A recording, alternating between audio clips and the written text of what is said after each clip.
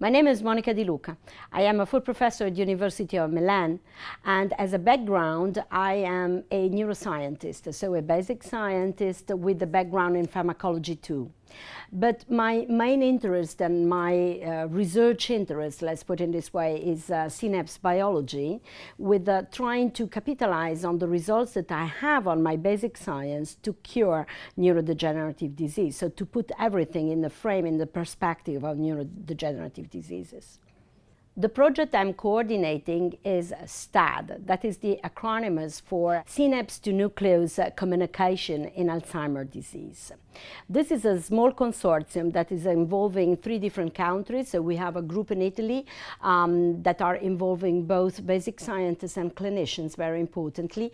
Then we have a great group in Magdeburg and a great group in Bordeaux. So the overall consortium would like to address a very specific question that is still an open question in neuroscience, that is to say how a neuron can integrate and organize the communication between the synapse and the nucleus. And we really would like to bring this to a disease level, addressing this particular aspect in Alzheimer's disease. We are particularly enthusiastic about this project because we started in describing 2 possible proteins that can play the role of synapse to nucleus communication, or messengers. These 2 proteins are Jacob, that has been already described by Michael Kreutz in the consortium, and RNF10, which is a completely new story and a newly messenger just identified by us.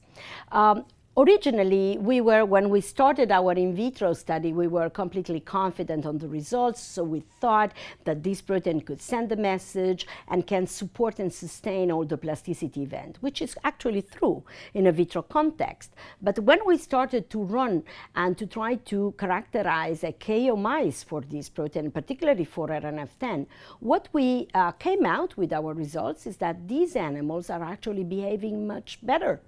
So possibly the message that we are sending that can be achieved in the pathological condition can be rescued by some of the genes that are downregulated or upregulated by the protein. This is something particularly new in neuroscience and also at the physiological level. So what we really would like to do is to clarify and completely shed lights on this mechanism in the disease frame, in the frame of Alzheimer's disease. And the impact we really would like to achieve is trying to understand whether we could identify some targets that may rescue the disease interacting in the very early phase of the disease itself. That was a great initiative for all of us and for all the partners of the consortium.